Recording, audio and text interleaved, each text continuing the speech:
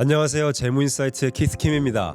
오늘은 은퇴를 하자마자 가장 중요해지는데 사실은 이해가 가장 부족한 함정에 대해서 한번 이야기를 해보려고 합니다. 주제는 바로 은퇴 자산 이렇게 사라집니다 인데요.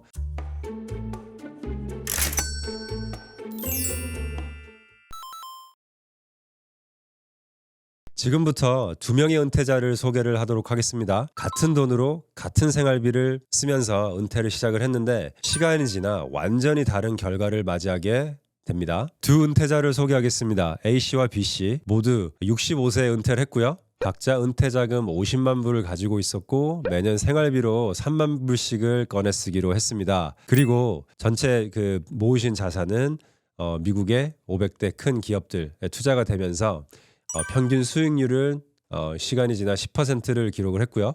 겉으로 보면 결과가 같아야 될 것 같죠? 그런데 실제로는 완전히 달랐습니다.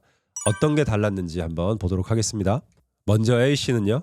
은퇴하자마자 시장이 조금 흔들리면서 첫 해 마이너스 8.4%라는 손실을 맞이합니다. 그 후에는 4%, 14%, 19% 이렇게 상승을 했지만 문제는 생활비죠. 은퇴 생활을 멈출 수 없기 때문에 떨어진 와중에도 계속 3만 불을 충당을 하면서 첫 몇 년을 지냈고요. 결국 시장은 회복을 했는데도 A씨의 자산은 이미 크게 줄어 있어서 다시 원래 수준으로 돌아갈 수 없게 되었죠. 두 번째, 반면 B씨는 조금 더 운이 좋았습니다. 같은 50만 불로 시작해서 매년 3만 달러씩을 꺼내 썼는데요. 첫 해에는 거의 수익률이 없었지만 그 뒤로 몇 년 동안 손실 없이 꾸준히 불어났습니다. 물론 은퇴 후반부에 몇 번 손실을 경험을 하긴 했지만요. 이미 자산이 크게 불어난 상태라 큰 문제가 되지 않고 꾸준히 생활비를 찾아 쓰고 그리고 오히려 25년 후에는 자산이 5배로 불어나 있었습니다. 평생을 쓰고도 남을 자산이 돼버린 거죠. 여기서 중요한 건 두 사람 모두 평균 수익률은 같았다라는 점인데요. 그리고 같은 돈을 뺐었다는 점이죠. 그러면 무엇 때문에 이 두 사람은 완전히 다른 결과를 맞이하게 된 걸까요? 그 비밀은 바로 순서에 있습니다. A씨와 B씨의 투자 결과를 보면 단순히 수익률의 순서를 바꾼 것뿐인데요. 평균은 같았지만 그 결과는 정반대가 된 겁니다. 이걸 바로 수익률 순서 리스크, Sequence of Return Risk라고 말합니다. 결국 중요한 건 평균 수익률, 내가 이거를 어떻게 잘했냐라는 것보단 언제 손실을 맞이했냐라는 게 결정적인 요인이 되는 것인데요. 그럼 이 위험을 피하려면 어떻게 해야 될까요? 몇 가지 방법이 있습니다. 첫 번째, 유연한 인출 전략인데요. 시장이 좋을 땐 예정대로 인출을 하고 나쁠 때는 조금 줄여서 회복할 시간을 벌어줍니다. 두 번째, 보장소득 극대화인데요. 은퇴를 해도 급여의 개념은 정말 필요합니다.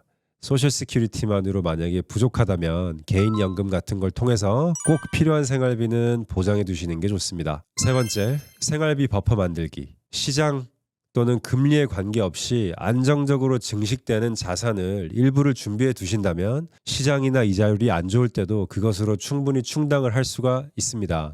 그럼으로써 투자 자산은 회복할 시간을 갖게 되는 것이죠. 보시다시피 주식시장은 7년 정도에 한 번 마이너스를 하는데요. 손실 후에 또 많이 상승하는 것을 보실 수가 있으십니다. 그래서 회복할 시간만 있다면 자산의 증식은 훨씬 더 크게 할 수 있다는 건데요. 결국 은퇴 계획의 핵심은 내가 얼마를 모았냐 아니면 내가 어떻게 잘하게 하느냐, 수익률보다 얼마나 오래 갈 수 있느냐, 이것이 관건입니다. 오늘 이야기의 교훈은 단순합니다. 평균 수익률만으로는 은퇴 생활을 설명할 수 없다인데요. 여러분의 은퇴 자산이 A씨처럼 빠르게 사라지지 않도록 꼭 미리 전략을 세우시기를 바랍니다. 오늘 영상이 도움이 되셨다면 좋아요와 구독, 그리고 은퇴 준비 중인 가족이나 지인에게 꼭 공유를 해주세요. 더 궁금한 점은 아래 연락처로 문의 주시면 성심성의껏 답변 드리도록 하겠습니다. 이상 오늘 준비한 내용은 여기까지고요. 지금까지 재무인사이트 키스킴이었습니다. 감사합니다.